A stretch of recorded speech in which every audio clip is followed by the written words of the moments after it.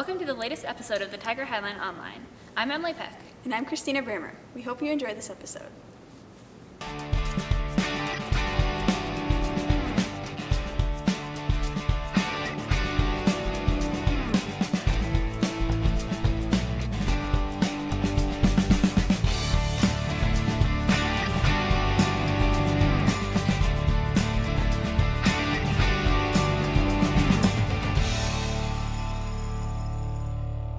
The Student Senate recently chipped in for a Habitat for Humanity project.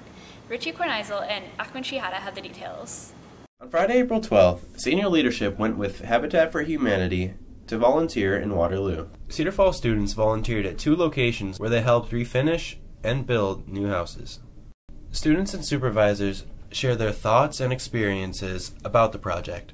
Our senior leadership group thought we should begin doing some community involvement stuff, and so a couple people contacted Habitat for Humanity and set up a date, which allowed us to come out here and work on a project with the 7 of us and the 7 people at another site.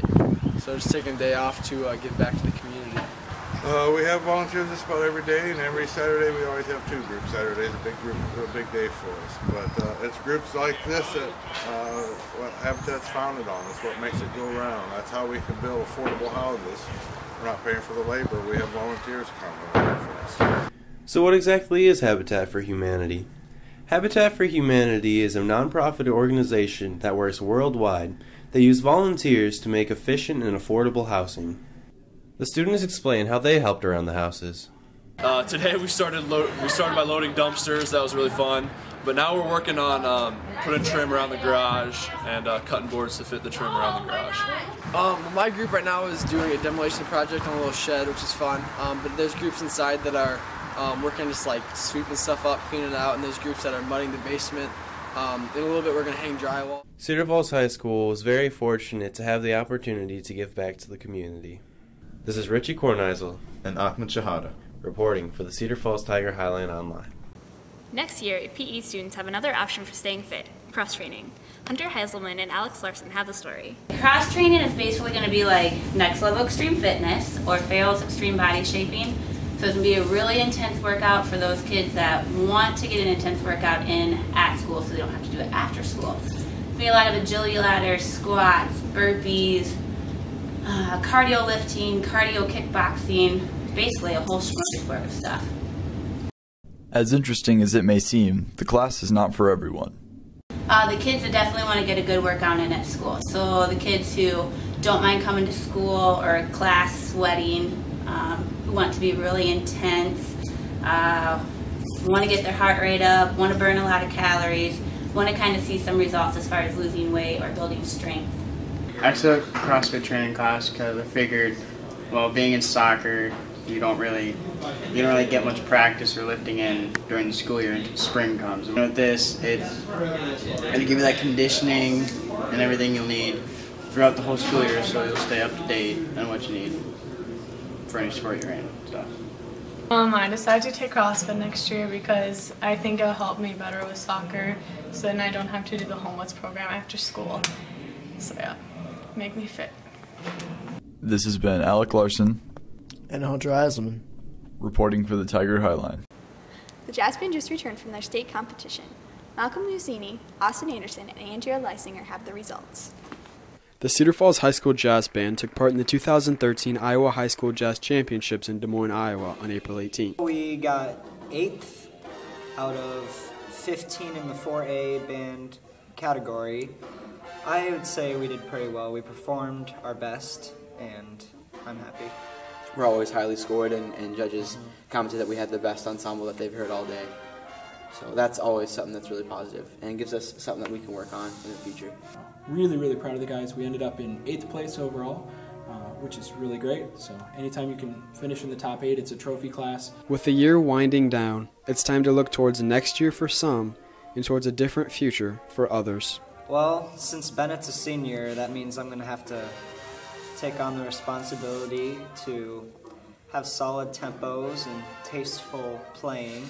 I know this guy has been solid all year, so Jazz 1 is in very capable hands next year.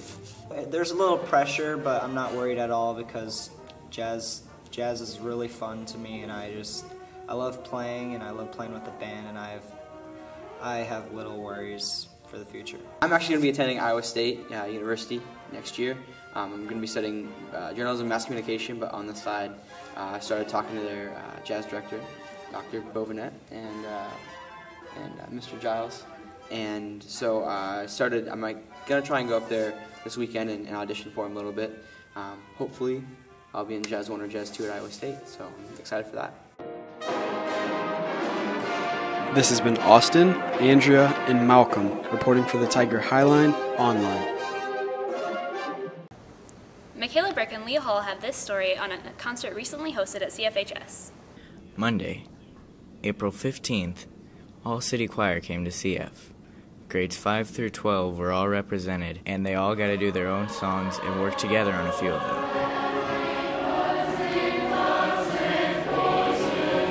Mr. Crayons describes his experience directing this concert.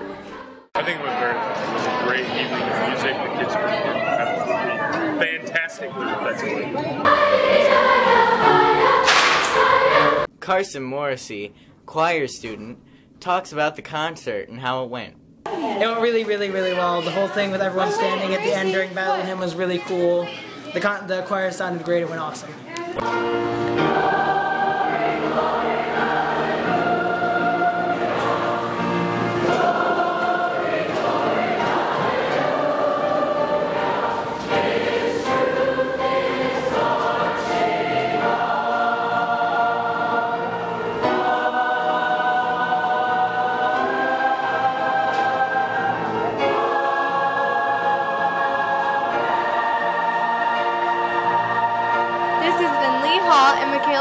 Reporting for the Tiger Highline Online.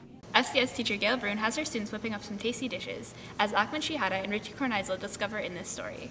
Every year, second semester at Cedar Falls High School, the food service co-op class has a restaurant every week with a different theme. The restaurant delivers food to students and teachers during all 4 lunch periods. The students each are managers of a restaurant, and they write their own menu, they cost it, they describe the food, they go out and find customers, they place the order for the food, and I buy it. The students so far have completed 2 of 5 restaurants. The food at the restaurants range between 75 cents and $3. We have a variety of different things. We have appetizers, we have main dishes such as wings, quesadillas, soups, sandwiches, and salads. And then over here we have all our prep jobs because we have a 2-day activity. So we got everybody to pre-prep everything, and then we got the day of the restaurant, which we have delivery people taking and changing everything, making all the meals and setting everything up. Each restaurant does have a theme, but they are willing to take special requests on food. This is Richie Korneisel and Ahmed Shihada reporting for the Cedar Falls Tiger Highline Online. The music department just finished up another round of competitions. Christine and I bring you the results in this next story. The Iowa High School Music Association Solo Ensemble Contest was Saturday, April 13th, and for the past few weeks, the music department has been buzzing with preparation. It's a lot of practicing on my own because we don't get a lot of time with the accompanist, and when we do, we have to make it count. I feel pretty good about it. I think we're in a good place. We've been practicing for a couple weeks and we've been practicing really hard, so I think we're ready to go. Nerves were high as students from CFHS and several other Iowa schools sang and played in solos and ensemble groups throughout the day. Ratings from Division 1 to Division 5 were given to performances by judges, with Division 1 being superior. I feel pretty proud. Everything went pretty well. My marimba solo I did well on, our percussion ensemble, our chamber ensemble, so it's been a good day. It's been going really good. The majority of solo have done Division 1. The talented CF Tigers pulled in a good haul with a grand total of 110 level 1s, 52 level 2s, and 4 level 3s. Multiple students also received perfect scores and outstanding performance awards. The music department is far from done, however, so keep your eyes open for the remaining performances and contests. This has been Emily Peck and Christina Brammer reporting for the Tiger Highline Online.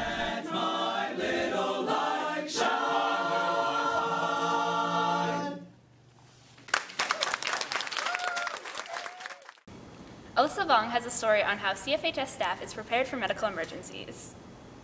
Recently at Cedar Falls High School, a medical drill was conducted to test the efficiency and effectiveness of the Cedar Falls High School staff. Nurses Janet Williams and Ashley Bass share a little bit more on this topic. The emergency medical response drills are similar to your fire drill and your shelter in place and your other emergency drills. This is one to practice responding to an individual small-scale emergency within the building where normal functions of the building continue, but we address the medical needs of a handful or a single individual. And we try to do them twice a year. It's a drill to see who responds, how quickly they respond, and if they respond appropriately. Nurse Assistant Ashley Bass elaborates on this drill. In case we have an incident here at school where we need to get to someone, we just have a handful of people, so it's not just one person on hand doing it all by themselves. We are all CPR and first aid certified who all respond to these incidents. So rest assured, Cedar Falls High School, if you're ever in need of medical attention, the staff's got your back. This has been Alyssa Vong reporting for the Tiger Highline Online. Broadcast students have been busy delivering engaging new episodes in all of their podcasts. Here are some of the latest.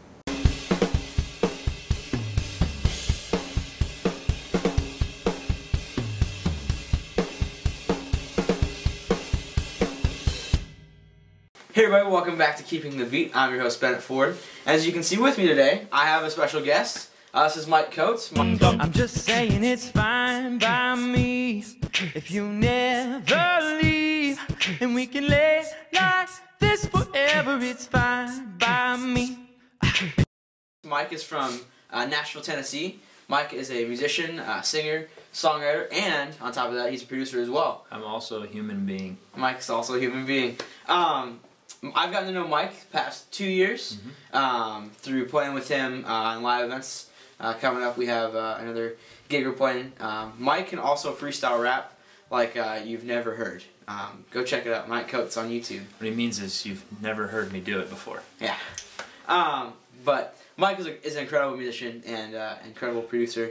But I'd like to get, you've seen enough of me play drums for a while, but I'd like to hear an outside perspective on what people like to hear from drummers, especially a producer like Mike. So Mike, when I guess coming from a musician standpoint, and being in a band, playing for people, what's something that you look for from a drummer, live drummer, to do well and to thrive well as a band? A live drummer, the biggest thing that I look for in a live drummer is someone who can keep a tempo, first and foremost, but also it's more than just keeping a tempo, it's being in charge of the tempo, being in charge of the rhythm section. You know, if I, because I'm going to, as being out in front, I'm going to lose sight of maybe the groove every once in a while because I get into it so much.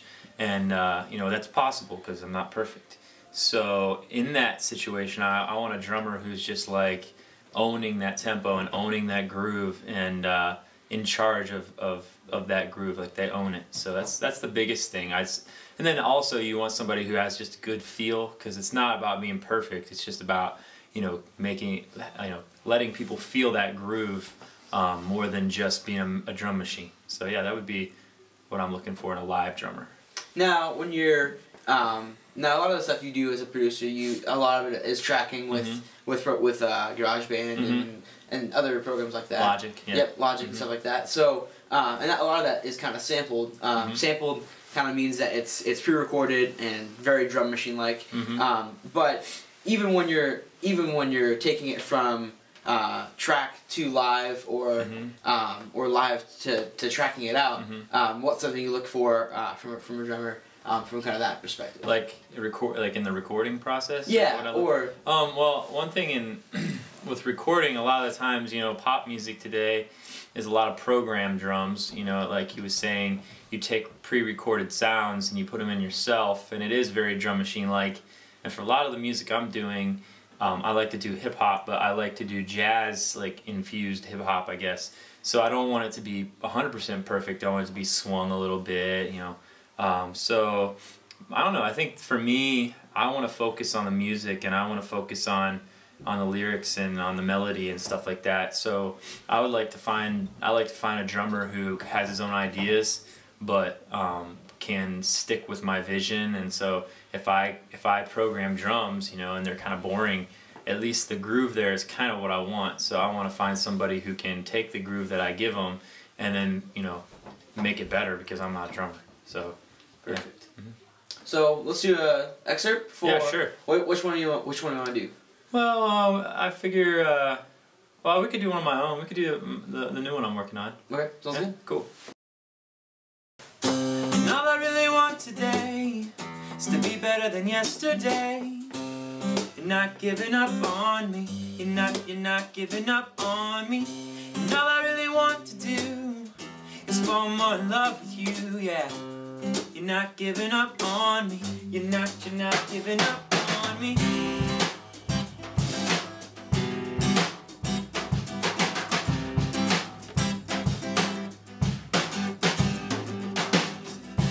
All I really want today is to be better than yesterday.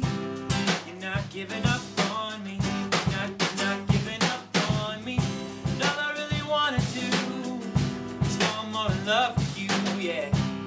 You're not giving up on me. You're not giving up on me. You're not giving up, no matter where we go. I know that I can improve from the old, and I know that the new is coming, and I'm not running, and I know that I'm looking ahead because I know I'm running for perfection. Yeah, looking in that direction, even though I know I need a lot of correction. Inspection of my heart, take me back to the days when I was pure and simple, because I know I play. And then I know that I've been straying, even though the song that I've been playing and singing, bringing my thoughts to you. I know that I said they make me know you said. All I really want today is to be better than yesterday. You're not giving up on me. You're not giving up on me. And all I really want to do is fall more in love with you, yeah. You're not giving up on me. You're not giving up on me. So, Mike, let's talk about what we just did. We played one of your new songs that you're doing, sampled by. That's a Justin Timberlake sample, even though you wouldn't really know it. Yeah. It's just the acoustic version. Yeah. So, but let's talk about what we did. So, I'll let you kind of begin and kind of get the feel going, kind of give it some time as well, and then just kind of let you start, get the feel for it. At least talking from my perspective as a drummer coming into it. So I'll let you kind of establish the feel of what you wanted, and then just kind of starting with the, kind of that simple groove. Kept it light a little bit. So like interaction that we had kind of going on. Talk about interaction as a musician and what that's. Yeah, well, I think that you could see, you know, at the beginning, I try to use my vocal as like as kind of a setting the groove, because that's all I got, you know. And I usually play piano, but you know, with the guitar, I feel like I'm not quite as free to give an example of what the groove's gonna be. So I have to really sing the rhythm like extra, and give a little extra bounce to where I want accents to be. And then, yeah, I think it's important, like you start out so you can hear the vocal. You just like sit out for a little bit, and then you know, as it progresses, I think with rapping it's extra easy to give intensity, you know, by pacing, by tone, you know, raise your tone a little bit to increase the intensity, and then the drums, you know, especially in this setting, you know, we wanted to keep it down, so I mean it wasn't quite as free as maybe typically it would be with us. But yeah, I think that's basically it. It's kind of just feeling out the intensity between the two of us, and you know, raising and lowering together, and you know, excuse me, we know each other enough to know that we're gonna end it, you know. So yeah, little things like that. Yeah. So watching each other, that's important.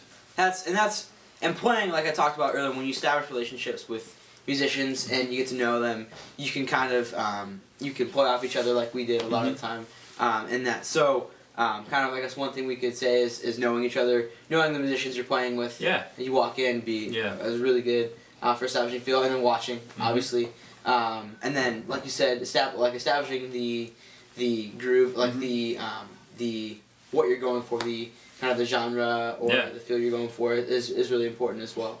Yeah, I would say definitely pay attention. If you're buried in your drums and you're not paying attention, like that's number one. I mean, that's very amateur. Like, you know, you can't expect to you know, play it together if you guys aren't all locked into each other. And then also and then also understanding, you know, it's not just the drummer's responsibility. You know, like it's everybody's responsibility together to get that groove locked in. And so, you know, if I'd have started singing it real straight, then, you know, and then been mad when you didn't play it swung, like, then that'd be my fault, you know. So yeah, it's kind of like a team, kind of a sport in a way. All right. Yeah, cool. Perfect. Thank you for watching another episode of Keeping with Beat, and thank you to Mr. Mike Coates for joining us. With the beat, yo. All right. Hope to see you again. Yo. Hope to see you guys again next time for next episode. And that's it. If you have any questions, I'll post Mike's website, and you can check him out. Check out all of his YouTube covers. And who knows, get to know Mike maybe a little bit. All right. Thanks for watching. Hope to see you guys next time. Peace.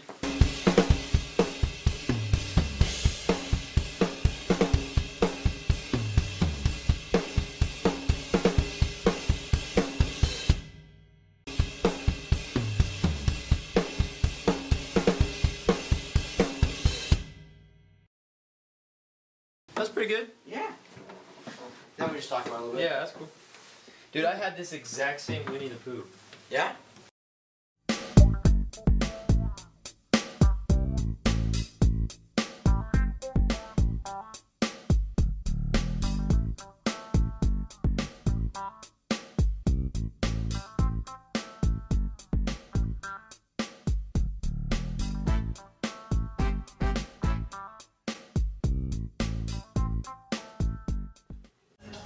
There was dancing. There was cheering and excitement. There were frisbees to throw and pyramids to climb. But more than anything, there were robots built by students passionate about FIRST. In FIRST Robotics, or FRC, teams build a robot to meet specific criteria and complete the designated challenge for the year. This year, the challenge was to throw frisbees into goals at different heights and to climb to different levels on a pyramid. It's really energetic. You can go and you'll see a whole bunch of people with crazy mohawks and colored hair and all of these things in their team colors, and that's just what it is. It's not weird. You have one problem, but all the different solutions to that one problem, and getting to work with all these students, and it's a fun time, and it's also a great learning experience. Big thing is gracious professionalism, so everyone's nice, everyone's trying to help each other, and yes, we're competing, but we're still going to do our best to help and get to know other teams and work with them to improve their program and their robot as much as we can. All of this was part of the 10,000 Lakes Regional Robotics Competition in Minneapolis, Minnesota. The competition lasted 3 days, from Thursday, March 28th to Saturday, March 30th. Each day was set aside for different parts of the competition, including practice and qualification matches, alliance selection, and elimination rounds as described by senior Katie Yang. Yang primarily works on the mechanical side of the Cedar Falls High School's team, the Swart Dogs. Thursday is a practice day, and a lot of teams are still doing final tweaks here and there, and it's a day for new teams to get inspected and make sure the robot is legal and make sure the robot can communicate to the field. And then Friday you start your qualification matches, so you get randomly partnered into an alliance of 3 robots, and you go 3-on-3. And if you win your match, you get 2 qualification points. If you tie it, you get 1. If you lose, you get 0. And that goes through Saturday till noon. And by the end, you'll get your rankings of robots. And then Saturday, there's an alliance selection where number 1 picks their partner, and number 2 picks their partner, and number 3 picks their partners, and it goes down to 8, and then it comes back to 1. And then those are your partners for elimination, and then those are your alliance that you play together to see who comes out on top. The competition was full of success for the Swart Dogs. The team brought home the Safety Award, Chairman's Award, and was a regional winner for the 2nd time this season. A lot of time and preparation went into making these awards possible. Lauren Harder, a sophomore on the team, is one of the team's safety captains and has played a huge part in this preparation. For regionals, we have to pack and make sure that everything is there, and We bring a lot of our extra supplies because a lot of teams don't really necessarily have what they need, and as an older team, we're there to help everyone out, and so we do our best with that. And then for chairmans, we prepared, I wrote a 10,000 character essay for the award, and then we also had to submit pictures along with that, and then we had to give a presentation. So I worked on that with Charlotte Brandenburg and Shrinu Janwada, and we did a presentation, and it was 5 minutes of us telling them our story and then 5 minutes of answering questions. One of our mentors got tears in her eyes because it was so moving and it really captured our story. In addition to these awards, Jared Failer, one of the team's co-captains, received the Dean's List Award. This award is given to participants who demonstrate an appreciation in engineering and robotics and excel as a student leader. The team will be continuing on to World Championships in late April, which Failer and the other team members are especially looking forward to. Coming from other sports, I'm usually pretty competitive, so it's interesting to see how people are tackling the problem and then how they actually perform in the competition. I know there are a lot of other robots better than ours, and one that can climb in like 6.4 seconds flat, and so it's going to be a little ridiculous to see.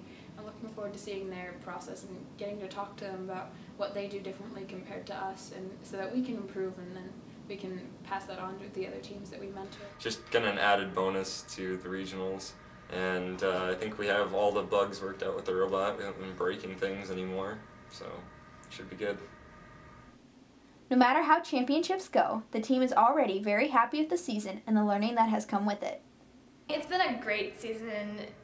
We learned a ton by building the robot, and then just to see it perform and how it did in the competition was awesome, and we were really successful with not only the robot but also the awards that we submitted for. So we've done really well, and the safety awards that we won this year, I had a few mentors tell us how they never thought that we would win that award. It was just something that no one on the team had ever really worked on getting, no one had been interested in it, and they never thought that we'd be able to. And so it was nice to accomplish something that they never thought we would. It's nice to see it work at the end of the year, and I guess we've been fortunate with the success we're having that kind of adds to it a bit. Even after the season comes to a close, the Swart Dogs will still stay very busy with outreach and spreading the message of FIRST Robotics. In the past, the team has presented at Sturgis Falls, STEM Day at the Capitol, to different sponsors, and many other places. In addition, the team has hosted a FIRST LEGO League regional qualifier multiple times, where the younger LEGO League teams can see the robotics team in action.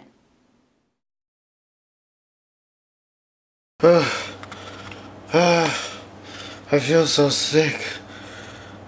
What? Well,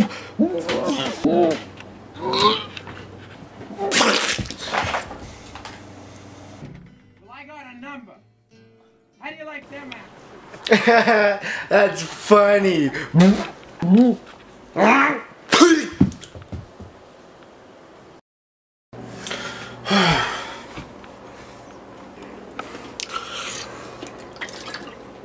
Oh, that's pretty good. What is that? Apples?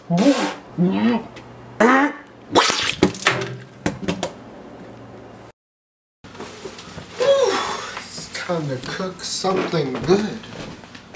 Whew, what to cook?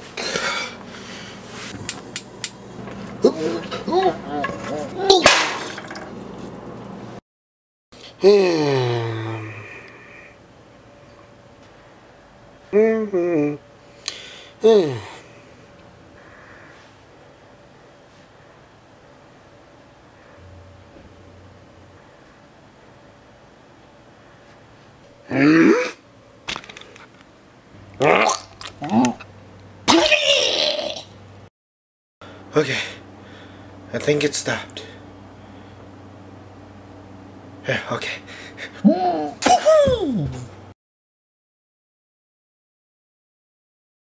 Thanks for joining us in another episode of the Tiger Heinlein Online. We hope you enjoyed this installment and that you come and see us again soon.